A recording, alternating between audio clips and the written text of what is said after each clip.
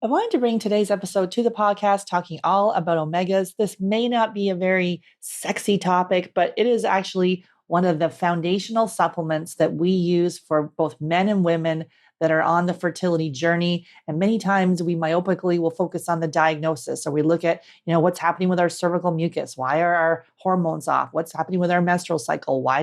Does my partner have low sperm count? What's happening with his testosterone? And it's so important to look at the whole picture.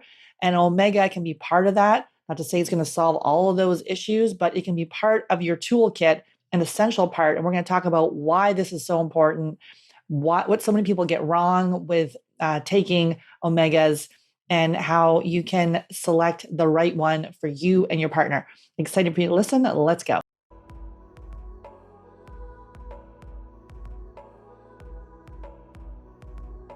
Hey, Katie, excited to have you back on the podcast. Thank you. Excited to be here. Awesome. Today we're digging into omegas and really why this is really important for both men and women when they're on the fertility journey. So let's just talk about, first of all, how an omega-3 can help women for fertility. What are some things that we're seeing there? Yeah. So overall, there's loads of reasons why omega-3 can be helpful for fertility. Specifically for women, then we're thinking about its role in increasing blood flow to the uterus, which is really important for actually getting and staying pregnant. Also regulating your monthly cycles, and generally reducing inflammation in the body. So that might be really helpful, for example, if you've got painful periods or some kind of inflammatory condition going on. We'll delve a little bit more into the inflammation side shortly.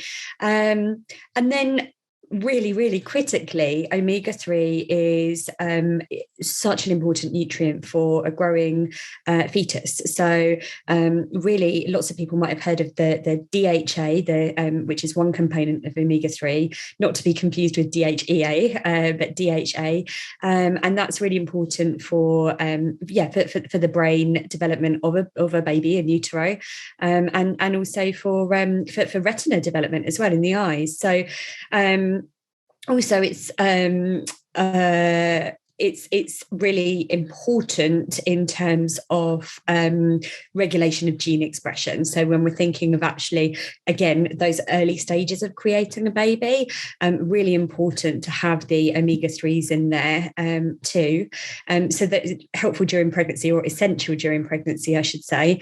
And then also overall, if we're thinking later down the line, then also really helpful for reducing the chances of preeclampsia, which is like the high blood pressure in pregnancy that can be really harmful, and also postnatal depression. And that's because it's, we'll talk a bit more shortly, but really important nutrient for the brain, for our brain, not just baby's brain, but the brain and nervous system generally. It's so interesting how we want to go and, take these certain things to help our PMS or our menstrual system, our menstrual cycle, and just like focus myopically on the problem. Whereas we take a very holistic functional view of this and look at the whole body. Lo and behold, these things that we're trying to fix by going right at it, actually, when we do the overall reducing inflammation, taking something that supports the whole body, lo and behold, our reproductive system comes back online. Yeah, exactly. So when we're thinking about the role of omega-3s in the body generally, it is, we talk about inflammation all the time, don't we? And, whilst inflammation has a really important role to play in an acute sense, if we're kind of recovering from, a real illness or injury, then yeah, absolutely, inflammation has an important role. But when we're talking about that low grade inflammation, then it causes all sorts of problems. And we always talk about systemic low-grade inflammation being one of the key underlying drivers for fertility struggles. Because, as you say, if the body is on high alert, then it's not going to be prioritizing reproductive health. And a lot of the time, what we see coming through the doors in Fab Fertile is people, men and women, who are struggling or who have a whole host of other things going on that they might not see as relevant to their fertility. And it's like, oh yeah, well, I'm on these meds for high blood pressure or high cholesterol, or for diabetes, or approaching those illnesses. And actually, with those kind of cardiovascular disease risk patterns and the metabolic disease risk patterns, omega-3 is just one of the most important nutrients. So by supporting those kind of seemingly unrelated systems in the body, you're just keeping the whole body happier, and then the reproductive system is more likely to be, as you say, switched on. Absolutely. And then for men, let's talk about how omega-3 and omegas can help fertility for men specifically. Yeah, so it can help. So a lot of the time when we're thinking about omega-3s, and fatty acids generally, we're thinking about the cell membranes. And so generally speaking, again, for men and women, when we've got the cell, every cell in our body is surrounded by what we call a lipid membrane, and that means that it's surrounded by a layer of fat, essentially good fat, omega-3 type fat, and that is what surrounds every single cell and allows our cells to communicate with one another effectively. And that is the same for sperm cells. So for the sperm cells, their membrane composition and integrity, really important. But also, again, for men and women, for that hormonal communication. So in order for our cells to communicate with one another properly, we need to have enough of that omega-3. Also, it can, thinking specifically around the sperm, omega-3s can help to increase the sperm count, to improve motility and morphology, and to reduce damage to sperm DNA. So all of the things that we can see going wrong with sperm, both in terms of the structure, the shape, the size, the amount of the sperm, and the level of damage to the sperm, and also then the hormonal piece. So things like testosterone, in order for men need testosterone to produce enough sperm, and the omega-3 on a cellular level is also going to be helping with that communication. And that's why the omega is a foundational supplement if you're on the fertility journey, and an absolute must. Let's talk about some of the membranes, the membrane structure and function. Anything you wanted to say there? Yeah, so it's really with as I say, with the lipid membrane that surrounds every single cell in our body. Really, what we need in order to keep that healthy lipid membrane is enough omega-3. And so, if we don't have enough omega-3, then chances are our cellular membrane, our cell membranes, aren't going to be able to communicate with one another as effectively as what we would like them to. So yeah, absolutely, it can impact our body's just ability to speak to the different systems within it. You touched briefly on the cardiovascular side of things and the metabolic support. Can you just talk about the people having a poor omega-3 index, maybe what they can look for? Because many people that have irritable bowel disease, asthma, rheumatoid arthritis, these are things to look at, and really a functional integrative approach can really be so helpful for those types of conditions. And many times people will say to us, oh, we're dealing with low sperm count, or we've got DNA fragmentation, or I'm dealing with premature ovarian insufficiency, or low AMH or high FSH, and then no one has looked at the other health issues. And many times people are say, oh yeah, by the way, I've got high blood pressure, my cholesterol's either low, or I think most people wouldn't say it's low because a doctor's not going to flag it low, and we often see that it's too low to actually build hormones. But there's other things going on, and these are clues as to why it's not working. Yeah, exactly. And it's just about the way that our bodies communicate, isn't it? And so if we do have, or if we've got some kind of risk to or predisposition to inflammatory conditions like the IBD, like asthma, like rheumatoid arthritis, like cardiovascular disease, like diabetes or metabolic syndrome, all of which are conditions that are rife in the modern Western world, those are all things that are going to be supported by having an adequate omega-3 index. Excuse me. And what that means is that when we're talking about an index, we're thinking about a ratio, right? And so often when it comes to the fatty acids in our body, we often have got a much higher omega-6 to omega-3 ratio in our bodies. And that is something that can be tested at home relatively easily. You can, like, there are lots of little like blood spot tests available you can do. To check your omega-3 index.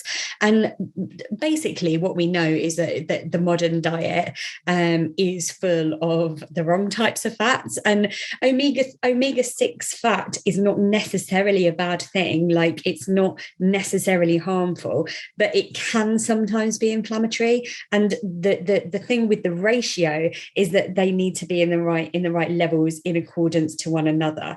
And so if our omega-6 is sitting up here somewhere and our omega-3s down here, then you're going to be at higher risk for all these inflammatory conditions that we're talking about. So if you can shunt the balance slightly and narrow those margins and improve your omega-3 ratio, that's when you see the benefits to your health across all of those areas. And you're absolutely right, Sarah. I often get people asking me really specific questions like, is this going to improve my progesterone deficit in my luteal phase? And it's like, well, we need to look at things more broadly than that. We need to look at why is your progesterone deficient in your luteal phase? If inflammation and kind of general heightened inflammation and poor cellular communication in the body is an issue, then chances are it will improve that. But it's, as you say, it's zooming out a bit and understanding the body and the person within the full context of their life. And there's a number of studies that are supporting omega fatty acids and how important they are for fertility. I'm just going to have Katie take us through a few of them, and then we can link them in the show notes. But Katie, are you able just to share a little bit about those studies for us? Yeah, sure. So there are a number of studies out there on omega-3 specifically around fertility. Some of them are newer, some of them are older, some of them are big and small, some of them are human, and some are done on animals. So I'll take you through a few examples, because I think what we can see by looking at the volume of research around it is that actually it is such a helpful nutrient around a number of different conditions, if you like. So a 2012 study. It was a mouse study, but what it showed was that the mice consistently eating a diet rich in the omega-3 fatty acids could extend reproductive function into the advanced maternal age and improve egg quality. So, that's really important for some of the fertile clients who are coming in, with the low AMH, high FSH picture, or who are kind of in that older age bracket, where they're told, by a lot of the medical professionals that all hope is lost. Well, actually, we can see here that omega-3 fatty acids could really be helpful. And then a more recent study, specifically around FSH, and this was a human study, it was in 2016 and then replicated in 2019 with a different group, showed that quite a high dose of omega-3, so EPA and DHA, decreased FSH levels in normal weight women, and that was by almost 30%. So that alone was a really helpful finding, just specifically around the FSH.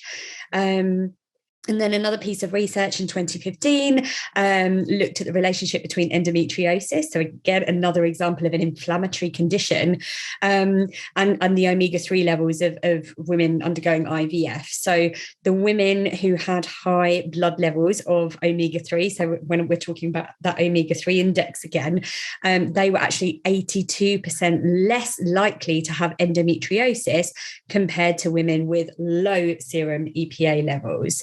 So, that's really interesting, isn't it? That wasn't an intervention as such. It was more of like a cohort study looking at the association, but 82% is huge. So that's really interesting. And it makes sense because, as I say, endo is one of the classic inflammatory conditions, and we know that EPA helps to reduce inflammation. So it just makes sense. And then again, with regards to endometriosis in animal models, so, again, not human studies, but researchers have found that omega-3 can suppress endometriosis lesions. So, that's quite a promising finding. I think, we'd really like to see that replicated in human studies as well, but certainly it gives some kind of initial hope.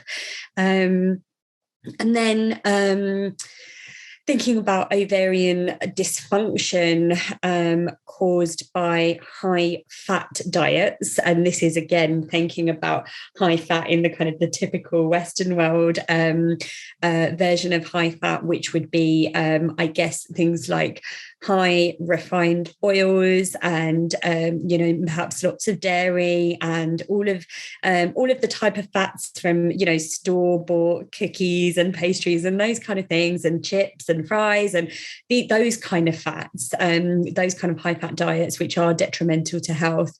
So again, another animal study, but researchers found in 2021 that a DHA omega-3 supplement. So if we remember, the omega-3 is divided between the EPA and the DHA. So the DHA component improved certain aspects of ovarian function by reducing macrophage infiltration. And all that means is it was thinking about that immune response again. So if we come back to, I'm sounding like a broken record here, but if we come back to this notion of inflammation is a part of our immune system. And so if we're inflamed, then these macrophages, which are a part of our immune system, head on in there to try and repair, start to kill off any bugs and repair any damage that's been done to the tissue. But they can be harmful if they're there all the time in a low grade. So that improved the ovarian function by reducing those macrophages.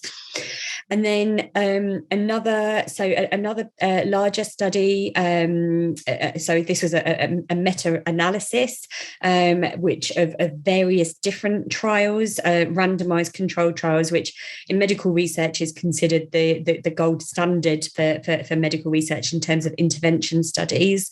And that showed a positive relationship between omega-3 supplementation and semen quality in infertile men. So this is men who have already got some kind of issue highlighted with their sperm, and that omega-3 supplement did make a difference there. And then just finally, thinking about the male side again, another smaller study found that a 3-month intervention, we're not talking about a long period of time here. These can act quite quickly. 3-month intervention of omega-3s plus some other vitamins significantly reduced harmful DFI, which is toxin levels in fertile participants. So, there are just so many ways, I think, in which omega-3 can make a massive difference to not just our overall health, but our reproductive health. And the studies show us. So yeah. So we'll link those. And then also anything here. Okay, we get a lot of questions about cervical mucus. How do I get my cervical mucus to actually start producing again? Because maybe you perhaps don't have any, or your ovulation. Let's talk about how omegas can actually be serve a critical role in that. Yeah. So again, when we're thinking about mucus, and any kind of mucus or mucosal membrane, then we're always thinking about the right kind of fats. And more often than not, we can associate that an imbalance in fatty acids. So the wrong kind of fats or the right kind of fats can be associated with our mucosal production. Now, mucus is everywhere in the body. It's not just cervical mucus. We have, our guts aligned with a protective mucosal barrier. Our lungs are lined with a mucosal barrier. It's mucus is actually, I know it's a bit gross to think about, but mucus is one of the most important substances within our body. And so, if you do have specifically an issue with your cervical mucus production, then the first thing we're thinking about is, are you ovulating? And so we want to make sure that you are, and we know that omega-3 can help to support a healthy ovulation. So that's really helpful. But also in terms of the actual fluid, the cervical fluid, then yes, it can assist the body in creating that cervical fluid as well. So yes, so promoting the healthy ovulation, the hormonal communication and hormone production in the body, and then also in terms of the hormones, is it helps to increase our circulation. So coming back to that cardiovascular piece. And cardiovascular health, the omega-3s really help with our body's circulation. And if our circulation is working well, then again, our hormones can travel to where they need to go in the body a lot better. And then again, it's supporting that normal reproductive cell structure. So like I said before, with regards to those lipid membranes, those cellular membranes, we need enough of the omega-3. And then there's a whack of omegas on the market. And so how do we know which one to select? And I guess the big one right now is the fish, and kind of why the quality of fish matters when you're selecting oh my goodness, when you're selecting an omega. Yeah. You're right. So that there are so many omega-3s out there, and a lot of the time people can just go and pick up a really cheap one from their local drugstore or supermarket. And they think that they're doing themselves good, right? Because omega-3s are good. But actually, what we know is that a lot of omega-3, so omega-3, we'll talk about sources of omega-3 shortly, but a lot of omega-3 comes from fish, right? The best sources of omega-3 are fish. But when we're thinking about then extraction for a supplement, the things that we need to be mindful of are, first of all, lots of the fish that create an omega-3 or that create oils that are high in omega-3 are fish that are contaminated with heavy metals. And so, particularly the larger fish, the ones that are higher up the food chain, so like, cod liver oil, for example, cod is quite a large fish. And a lot of the time I would be worried about exposure to particularly mercury with those kind of supplements. And the other thing to note is that a lot of the time, because again, when we're talking about oils are quite volatile. They are easily spoiled, and so when we're thinking about that process of extraction, sometimes if it's not a great quality oil, then it has to go through a process of quote unquote purification, and then from there it needs to be packaged up, it needs to be maintained on the shelf, and unfortunately, just like a lot of foods that we might see on the supermarket floor, the priority is cost, being as cheap as possible and having the longest shelf life possible. It's not, is this going to be serving our customers and their health to the best that we can? And so a lot of the time, the oils, by the time they actually get onto the shelf, might be rancid or oxidized already. And I'm sorry, but once you get an oxidized oil, then it's not going to do that lovely anti-inflammatory job. It's going to be working to actually increase your inflammation. So we need to be really careful about not just choosing any old omega-3. It needs to be the right kind. And what about those nasty fish burps? Sometimes I know in years past I've taken supplements. I'm like, are you kidding me? This is I can't even handle this. Yeah. Sometimes they can be really strong, and so we're always looking to try and find ones that are more palatable, that are in a good soft shell and easy to swallow, and doesn't repeat on you, i.e. have that horrible fishy burp afterward. Absolutely. Okay. And so, anything you wanted to say about, we've talked briefly about the DHEA and the EPA. Anything you wanted to say there about that relationship? Yeah, so DHA, not DHEA. Oh, sorry, DHEA. Yeah. So DHA and EPA, they are just long chemical names. So remembering that a chemical isn't necessarily a bad thing. It just what a substance is. So EPA, I can't remember what they stand for exactly because it's a very, very long and unpronounceable word. But really, what you need to know is that the omega-3s, the two components of omega-3 fatty acids that are going to be serving you the most benefit with regards to fertility and pregnancy are EPA and DHA. Now, historically, DHA was the one that was thought to be, so lots of like the prenatal fish oils or omega-3s will be either just DHA or a big portion DHA and not very much EPA.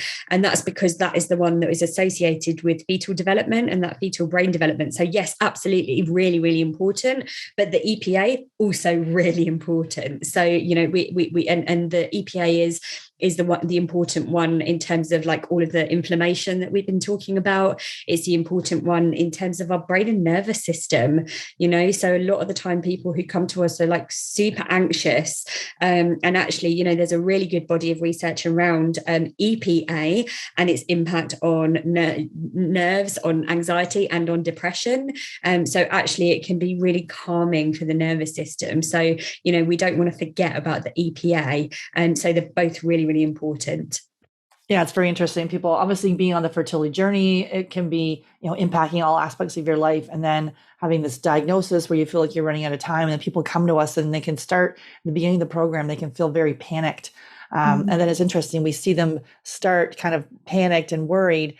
And then probably about 3 months in, it's like you can just see it. They just start to calm down. And obviously it's all the targeted diet and lifestyle changes that we're doing can couple with the mindset piece, and all of this will impact your mood. And then you can actually feel, your resilience, your vitality, all of that. You can actually feel like you're able to cope and ultimately thrive and be able to feel empowered on this journey. Whereas right now you might be feeling scattered and all over the map, and that you've got to run to an IVF or whatever whatever pressure you may be feeling as you start to having these right nutrients and the right supplements and food and diet and lifestyle that serve you. Lo and behold, some of these anxieties and worries, obviously there's mindset piece around that as well, but we see it all the time where people just kind of come to a better mood. Yeah, absolutely. So it's not just the omega-3. It's Exactly. we need All of to it. yeah, it's everything, right? Yeah, it's omega-3 is amazing, but it's not a cure-all. So we need to look at it. We need to look at the whole system, but omega-3 is a really important part of the equation. Part of the equation, exactly. So let's talk about some food sources for omegas. What are we seeing there? Yeah, so I've mentioned fish already, and really when we're thinking about so fish is hands down the best source of omega-3, right? So when we're thinking about things being in an absorbable, ready-to-use form, it's the oils that come from those, specifically the oily fish, that are the richest, and we always use the acronym SMASH to remember what they are. So it's sardines, mackerel, anchovy. Sardines, mackerel, anchovy, salmon and herring. So that's the SMASH acronym. Anything like your whitefish and those kind of fish, they're not really going to have much in the way of omega-3. And then, of course, we need to be acknowledging that there are some omega-3s in non-animal sources as well. The only thing to bear in mind with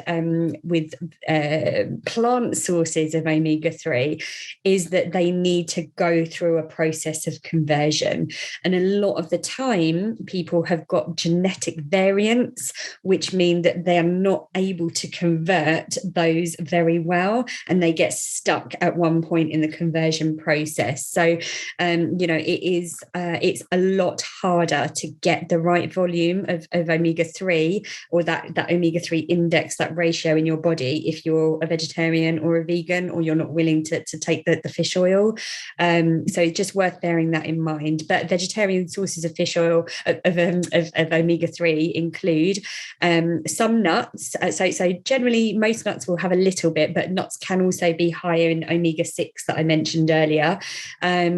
But walnuts in particular they're the highest in omega-3 in the nut world.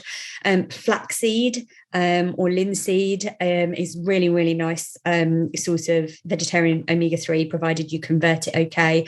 And then the same with flaxseed oil. And also chia seed as well is quite a nice one. So seeds generally tend to be higher in the omega-3. So that would include pumpkin seed and sunflower seed, etc. Some vegetable oils, I'm not really here promoting vegetable oils, to be honest, because they can be inflammatory in nature, and they're that bit more volatile. So certainly don't recommend cooking with any vegetable oils. And yeah, I guess it's just thinking then that even if we try to eat a diet rich in omega-3s, which I do advise that you do, there are issues there, because sometimes you might not be converting. If you're having vegetarian sources, you might not be converting that well. And then with the fish, you don't want to eat too much of the oily fish because of the possible heavy metal contamination. So, really, we don't really recommend eating oily fish more than 3 times a week, like definitely including it in the diet, but more than 3. And, we're potentially getting into the higher ranges for metal contamination. So, there needs to be a balance there. And that's why for most people, it is important to supplement, and I don't say that lightly, because I don't think that, all supplements aren't necessarily great for all people, but omega-3 is one that, to be honest, most people would benefit from taking. It's just really important to remember that it can interact with some medications. So particularly if you're on some kind of blood thinning medication, then it's just really, really important to, get the okay from your doctor before taking anything that could thin the blood. And how many capsules would you take? Again, this is not nutritional or medical advice, but basically, what are we kind of looking at with a general high quality omega?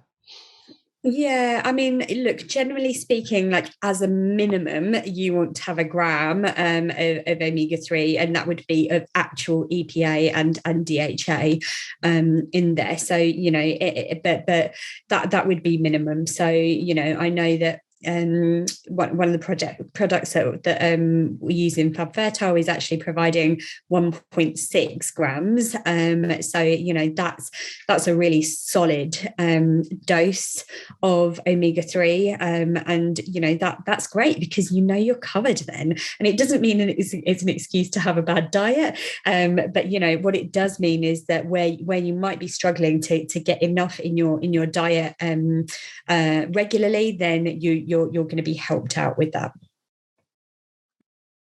Great. Any final thoughts on omegas for male and female fertility, Katie? Yeah, I think just to note as well on the supplement piece is that when we are looking for a good quality omega-3 supplement, then really you want to do the research. So, make sure that you are researching that company, researching their values even. And most companies that are have a really great quality fish oil, they will be shouting about it loudly. So, you want to know that they are sourced well, ideally that they're ethically sourced as well, that they're clean, they've been tested for heavy metals, and they've got very low levels of contamination. Ideally that they come from smaller fish that are lower down the food chain, so things like anchovies, sometimes other things, but we need to then make sure that it's filtered and tested for the contaminants properly. As I say, ideally not vegan. We do really, in an ideal world, want it to be from the fish, and really importantly, we want it to be in triglyceride form, because that is the natural form that it's found in fish, and not ethyl ester form. If it's ethyl ester form, then likely it's highly processed and kind of gone through this purification system, and it's probably quite cheap and not built to last on the shelf, rather than built to your health, for your health. And what's your take on krill? Yeah. Krill as well is a good one. It's they've got really good levels of omega-3, but they are about as low down the food chain as you can get. So that would be a good option too. Awesome, great. Well, thank you for your sharing some of this on omegas, and everyone. Definitely, even if you're not trying to conceive, this is for everyone to consider taking an omega on a daily basis. So everyone, take care. Cheers, Sarah.